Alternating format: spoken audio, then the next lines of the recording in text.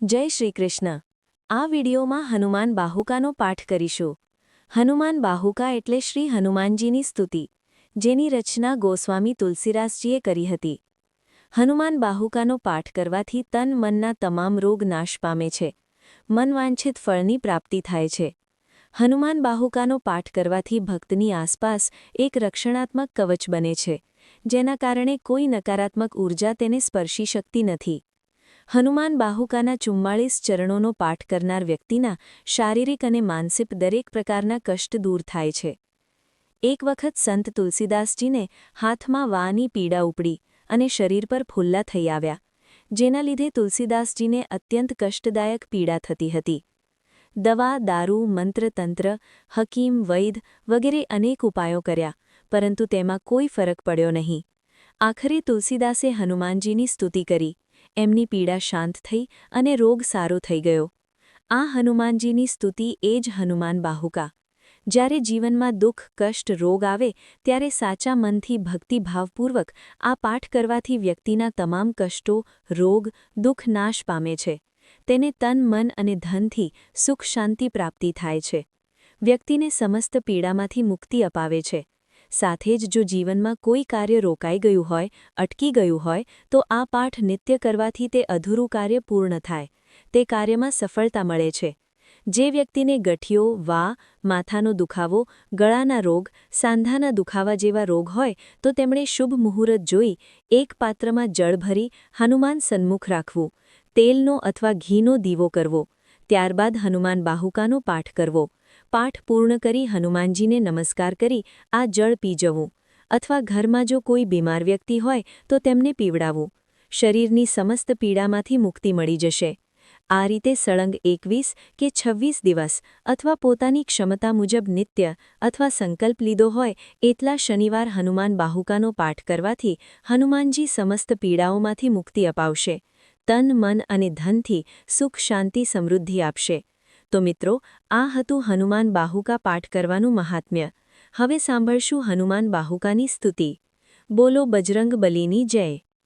જેના શરીરનો રંગ પ્રભાતના સૂર્ય સમાન તેજસ્વી છે, જે સમુદ્ર પાર કરીને શ્રી રઘુપતિના દુઃખ દૂર કરે છે, અને જે અત્યંત ભયાનક મુખવાળા, જાણે કે કાળના પણ કાળ છે, એવા પરમ રામભક્ત શ્રી હનુમાન, કે જેમણે સોનાની નગરી લંકા જેવી લંકાને પણ સળગાવી મૂકી હતી અને અહંકારથી ભરેલા બળવાન રાક્ષસોનો પણ નાશ કર્યો હતો, તેવા પવનપુત્ર હનુમાનની ભક્તિ કરવાથી તેઓ સહેલાઈથી ભક્તોની ભલાઈ કરે છે, તથા તેની ભક્તિ કરવાથી, પ્રણામ કરવાથી, સ્મરણ કરવાથી તથા નામ જપ કરવાથી ભક્તોના મોટામાં મોટા સંકટો પણ હરે છે। આ શ્રી હનુમાન સુમેરુ પર્વત જેવા શરીરવાળા અને કરોડો સૂર્ય સમાન પ્રકાશવાન, વિશાળ હૃદયવાળા, અત્યંત બળવાન ભુજાવાળા અને વ્રજ જેવા નખ તથા શરીરવાળા છે। એમની આંખ પીળી છે અને મોં, જીભ તથા દાંત અત્યંત વિકરાળ છે। એમના વાળ ભૂરા રંગના અને પૂંછ એકદમ કઠોર તથા દુષ્ટોનો નાશ કરે છે। તુલસીદાસજી કહે છે કે એવા શ્રી પવનસુત હનુમાનની મૂર્તિ જેના હૃદયમાં હોય તેની પાસે દુઃખો સપનામાંય આવતા નથી। પવનસુત શ્રી હનુમાન શિવ, કાર્તિક સ્વામી, પરશુરામ, દેવતાઓ અને દૈત્યો બધાને યુદ્ધમાં હરાવી શકે એવા યોદ્ધા છે। વેદો પણ કહે છે કે હનુમાનજી પૂરી શક્તિવાળા, ચતુર, કીર્તિવાન અને યશસ્વી યોદ્ધા છે। શ્રી રઘુનાથજીએ પણ એમના શ્રીમુખે હનુમાનજીની અપાર પ્રશંસા કરી છે। તુલસીદાસજી કહે છે કે હનુમાનજી વિના રાક્ષસોનો નાશ કરનાર બીજો કોણ છે? ભગવાન શ્રી સૂર્યનારાયણ પાસે હનુમાનજી વિદ્યા અભ્યાસ માટે ગયા ત્યારે તેમને બાળક સમજીને સૂર્ય ભગવાને કહ્યું કે હું સ્થિર રહી શકતો નથી, એટલે સામસામે બેસા વગર વિદ્યા કેવી રીતે ભણાવું? આથી હનુમાનજીએ ભાસ્કર ભગવાન સામે મુખ કરીને સૂર્ય ભગવાન સાથે હવામાં ઉડતા રહીને વિદ્યા અભ્યાસ કર્યો। આ અચરજ જોઈને ઇન્દ્ર, વિષ્ણુ, રુદ્ર અને બ્રહ્મા આશ્ચર્યચકિત થઈ ગયા। તુલસીદાસજી કહે છે કે એનો તો બળ, વીરત્વ, ધૈર્ય અને હિંમતનો જ દેહ બનેલો છે। મહાભારતના યુદ્ધમાં અર્જુનના રથની ધજા પર વિરાજીને કપિરાજ હનુમાનજીએ ગર્જના કરી તે સાંભળીને દુર્યોધનની સેનામાં ગભરાહટ પેદા થઈ ગયો। દ્રોણાચાર્ય અને ભીષ્મ પિતામહે કહ્યું, આ તો મહાબલી હનુમાન છે, જે વીર રસના સાગર છે અને બાળકના ખેલની જેમ એક ડગલાથી જે આકાશ અને સૂર્યને આંબી શકે છે। બધા યોદ્ધાઓ પણ મસ્તક નમાવીને તથા હાથ જોડીને તેમને જોવા લાગ્યા। આ પ્રકારે હનુમાનજીના દર્શન કરીને તેઓ સંસાર તરી ગયા. સમુદ્રને ખાબોચિયા જેવો સમજીને નિડરતાથી લંકા જેવી સુવર્ણ નગરીને પણ સળગાવી મૂકી. આથી દુશ્મન દળમાં ભાગમભાગ થઈ ગઈ. દ્રોણાચલ જેવા ભારી પર્વતને પણ દડાની જેમ ઉખેડીને ઉઠાવી દીધો. રણ મેદાનમાં લક્ષ્મણજી બેભાન થઈ ગયા. ત્યારે કોઈ પણ ન કરી શકે એવું આ કાર્ય હનુમાનજીએ પળવારમાં કરી બતાવ્યું. તુલસીદાસજી કહે છે કે હનુમાનજી મહાન સાહસિક અને સમર્થ છે. લોકપાલોનું પાલન કરવાને તથા તેઓને સ્થિરતાપૂર્વક વસાવવામાં તેઓની ભુજા જ સમર્થ છે. કાચબાની પીઠમાં જેમના પગ ઊંડા સમુદ્રના જળને આપવાનું પાત્ર બન્યા.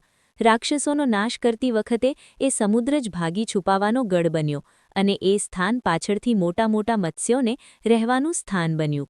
તુલસીદાસજી કહે છે કે કુંભકર્ણ અને ઇન્દ્રજીતરૂપી બળતણને બાળવામાં તેમનો પ્રતાપ અગ્નિ સમાન બન્યો. ભીષ્મ પિતામહ કહે છે કે મારી સમજણ અનુસાર હનુમાનજી જેવું બળવાન ત્રણેય કાળમાં અને ત્રણેય લોકમાં કોઈ થયું નથી. શ્રી હનુમાનજી રાજા રામચંદ્રજીના દૂત પવનદેવના સુયોગ્ય પુત્ર, અંજલિદેવીને આનંદ આપનારા, અસંખ્ય સૂર્યનું તેજ ધરાવનારા, તેજસ્વી સીતાજીના શોકનો નાશ કરનારા, પાપ તથા અવગુણનો નાશ કરનારા, શરણાગતની રક્ષા કરનારા અને રાવણનો નાશ કરવા ત્રણેય લોકમાં આશ્રયરૂપ તમે પ્રગટ થયા છો. હે મનુષ્ય, તું જ્ઞાની, ગુણવાન, બળવાન, સેવામાં સજાગ હનુમાનજી સમાન ચતુર સ્વામીને હૃદયમાં વસાવી લે. રાક્ષસોની સેનાનો નાશ કરવા માટે જેનું પરાક્રમ વિશ્વવિખ્યાત છે, વેદો યશોગાથા ગાતા કહે છે કે દેવતાઓને કારાગારમાંથી છોડાવનારા પવનકુમાર સિવાય બીજું કોણ હોઈ શકે? તમે પાપનો અંધકાર અને કષ્ટરૂપી દુઃખોને નિવારવામાં પ્રવીણ તથા સેવકરૂપી કમળને પ્રસન્ન કરવામાં પ્રાતઃકાળના સૂર્ય સમાન છો.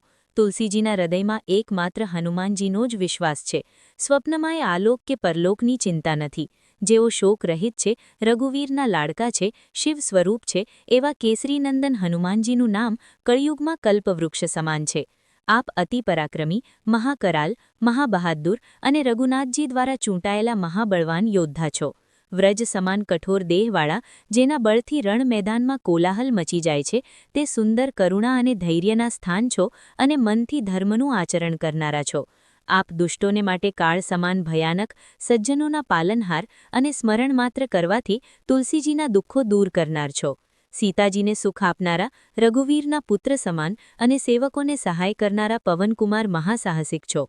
તમે સૃષ્ટિનું સર્જન કરનારા બ્રહ્મા, પાલન કરનારા વિષ્ણુ, સંહાર કરનારા રુદ્ર અને જીવાળવામાં અમૃતપાન સમાન છો.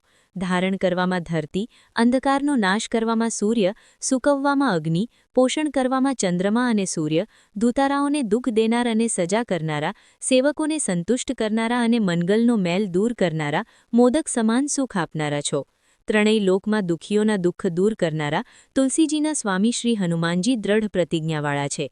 સેવક હનુમાનજીની અસીમ સેવાથી જાનકીનાથ પણ સંકોચાયા અર્થાત દબાઈ ગયા.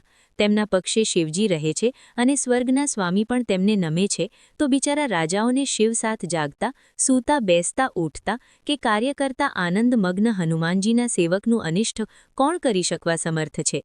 જેમને હૃદયમાં અંજની કુમારની હાંક પર ભરોસો છે, તે દરેક કાર્યમાં શ્રેષ્ઠ ઠરશે. જેમના હૃદયમાં હનુમાનજીની હાંક ઉલ્લાસ ભરી દે છે, તેના પર પોતાના ગુણો અને પાર્વતીજી સહિત ભગવાન શંકર, સમસ્ત લોકપાલો, શ્રી રઘુવીર, જાનકી અને લક્ષ્મણજી પ્રસન્ન રહે છે. તુલસીદાસજી કહે છે કે આવા શોકરહિત ભક્તને પછી લોક પરલોકમાં કે ત્રણેય લોકમાં કોઈ પણ યોદ્ધાને આશ્રિત રહેવાની લાલસા રહેશે ખરી? દયાવાન કેસરીનંદન, નિર્મલ કીર્તિવાળા હનુમાનજી પ્રસન્ન થાય તો સર્વે સિદ્ધ મુનિઓ તે મનુષ્ય પર દયાળુ બનીને તેનું પાલન કરે છે. એવા કરુણાનિધાન કપિધરની કીર્તિ અતિ નિર્મળ છે. તમે દયાના સ્થાન, બુદ્ધિબળના ધામ, આનંદ મહિમાના મંદિર અને ગુણ જ્ઞાનના ભંડાર છો. રાજા રામજીના સ્નેહી, શંકરજીના રુદ્રરૂપ અને તમારું નામ લેવાથી અર્થ, ધર્મ, કામ અને મોક્ષ આપનારા છો. હે હનુમાનજી, તમે તમારી શક્તિથી શ્રી રઘુનાથજીના શીલ, સ્વભાવ, લોકરીતિ અને વેદવિધિના પંડિત છો. મન, વચન, કર્મ એમ ત્રણેય પ્રકારથી તુલસી તમારો દાસ છે. તમે ચતુર સ્વામી છો, અર્થાત બહાર અને અંદરની સર્વ બાબતોના જ્ઞાતા છો. હે કપિરાજ મહારાજ, રામચંદ્રજીનું કાર્ય મનથી પણ દુર્ગમ હતું, તે કાર્યને આપે દેહની શક્તિથી સુલભ કરી દીધું. હે કેસરી કિશોર, આપ દેવતાઓને કારાગૃહમાંથી છોડાવનારા અને સંગ્રામભૂમિમાં કોલાહલ મચાવનારા છો. આપની બિરદાવલી યુગોથી સંસારમાં ગવાતી રહેશે. હે જબરજસ્ત યોદ્ધા, આપનું બળ તુલસી માટે કેમ ઘટી ગયું, જેને સાંભળીને સાધુઓ સંકોચાઈ રહ્યા છે અને દુષ્ટ લોકો પ્રસન્ન થઈ રહ્યા છે? હે અંજની કુમાર, આપ મારી બગડેલી વાત એવી રીતે સુધારો છો કે આપ પ્રસન્ન થતાં જ તે સુધરી જાય છે. હે હનુમાનજી, આપ અજ્ઞાન શિરોમણી છો, સેવકોના મનમાં આપ સદા નિવાસ કરો છો. હું ક્યાં કોઈને ફેંકું છું કે બગાડું છું? તમે કયા કારણથી મારા પર અપ્રસન્ન રહો છો? હું તો આપનો દાસ છું. હે સ્વામી, આપે મને સેવકના સ્થાનથી વંચિત કરી દીધો છે. એમાં તુલસીના વંશમાં કંઈ નથી. મને હૃદયથી હારી ગયો હોય તો આપ મારું અપરાધ સંભળાવી દો, જેથી હું આગળ જતાં સાવધ થઈ જાઉં.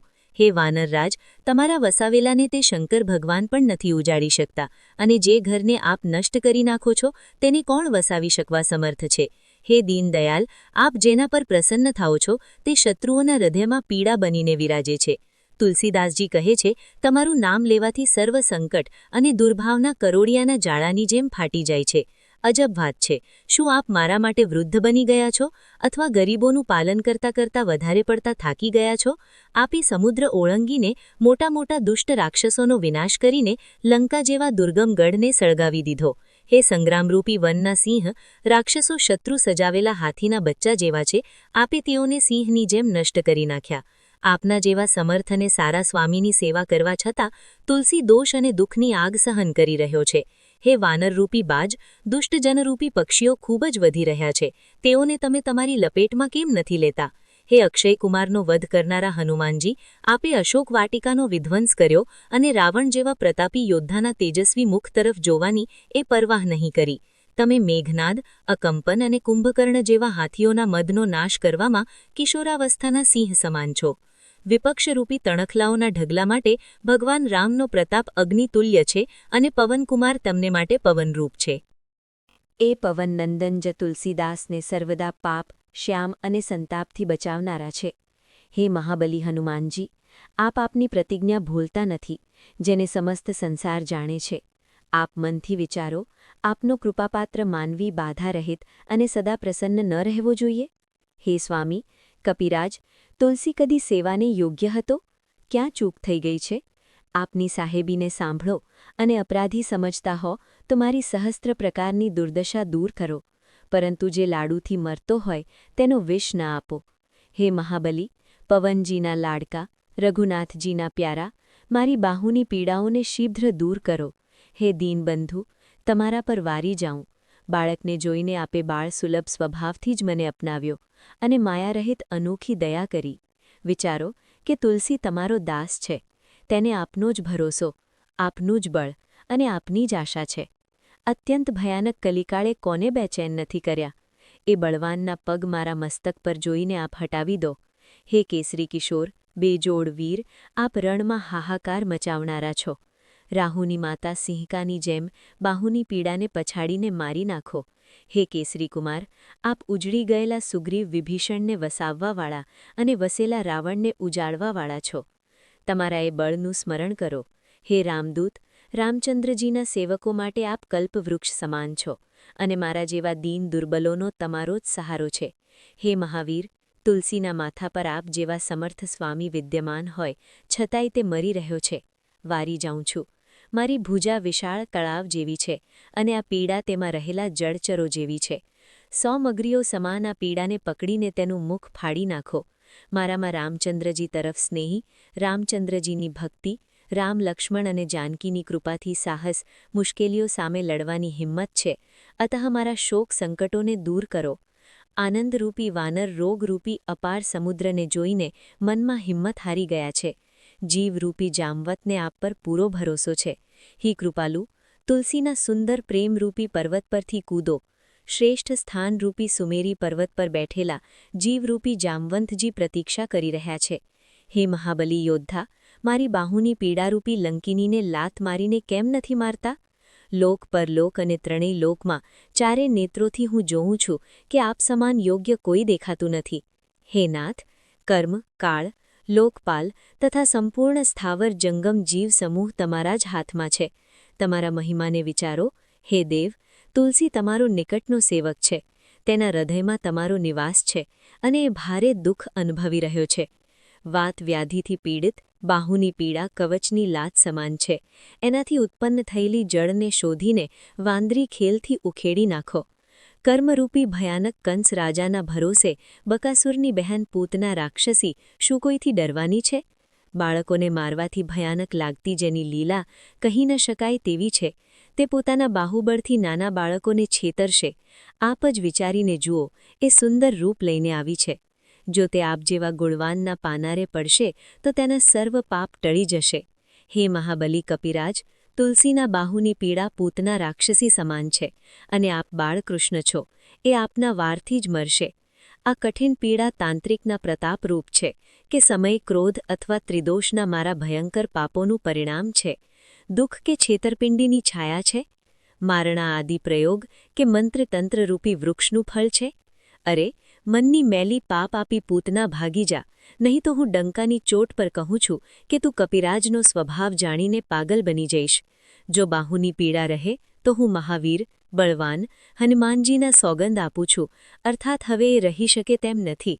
સિંહકાના બળનો સંહાર કરીને, સુરસાના છળને સુધારીને, લંકિનીને માર મારીને ફેંકી દીધી અને અશોક વાટિકાને ઉજાડી દીધી. લંકાપુરીને સળગાવી દઈને, મગરીને વિદીર્ણ કરીને, વારંવાર રાક્ષસ સેનાનો વિનાશ કરી દીધો. યમરાજનું ખડગ અર્થાત પડદા ફાડીને મેઘનાથની માતા અને રાવણની પટરાણી મંદોદરીને રાજમહેલની બહાર કાઢી.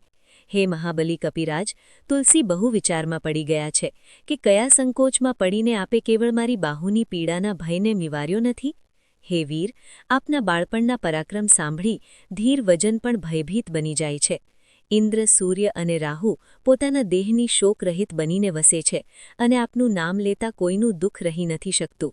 સામ, દામ અને ભેદ નીતિના વિધાન તથા વેદ પુરાણથી સિદ્ધ થયું છે કે ચોર સાહુકારની ચોટલી કપિનાથના હાથમાં રહેલી છે.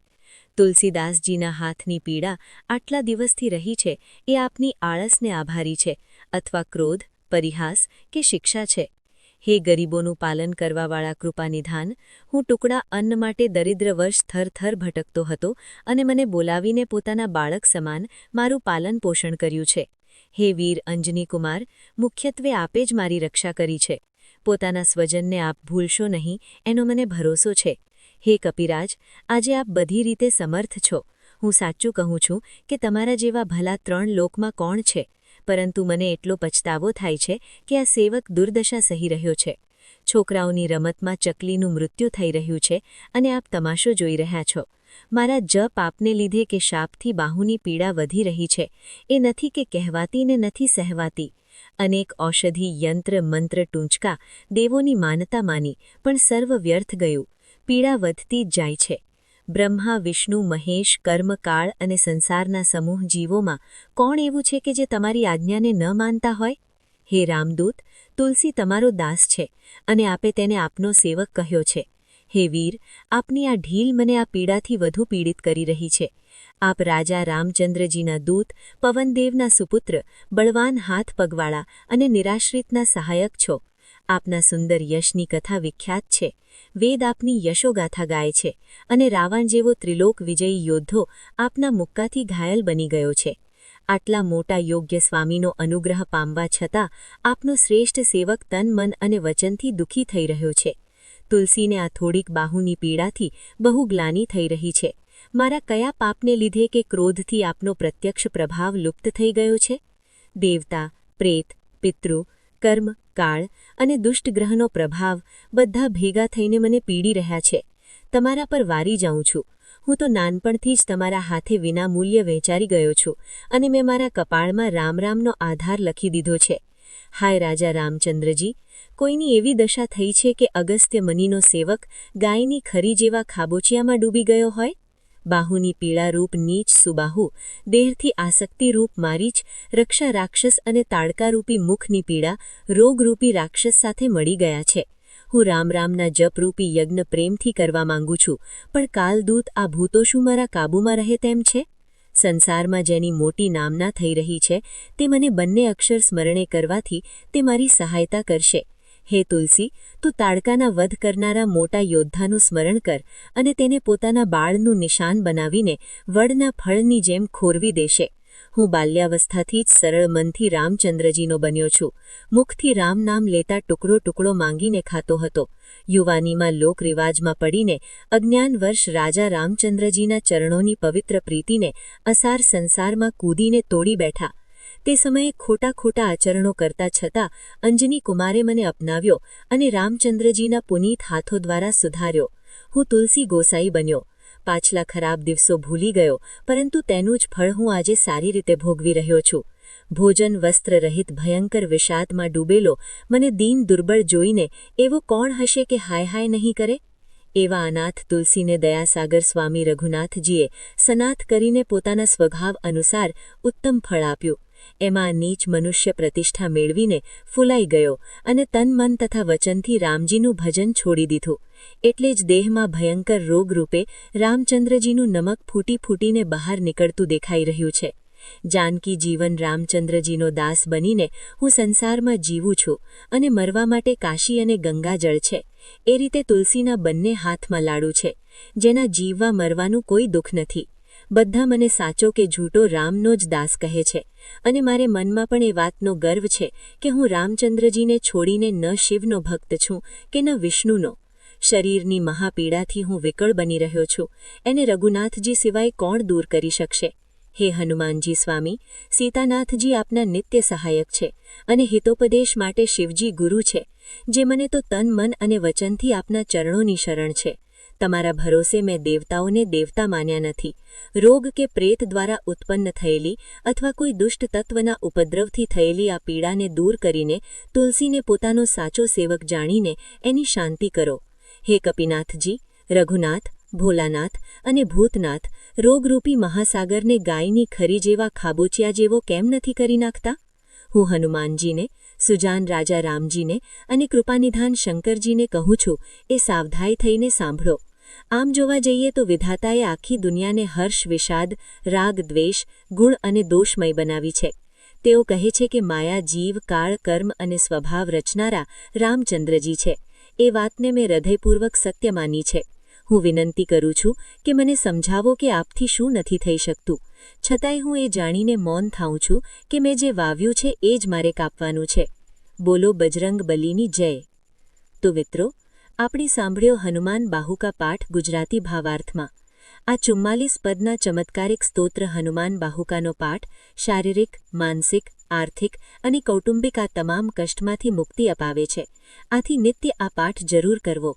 મિત્રો, નિરંતર ઈશ્વરનું નામ સ્મરણ જ દરેક આધિ વ્યાધિ ઉપાધિને ટાળવાનું અમોઘ શાસ્ત્ર છે. આ ચમત્કારિક હનુમાનની સ્તુતિ એટલે હનુમાન બાહુકાનો પાઠ.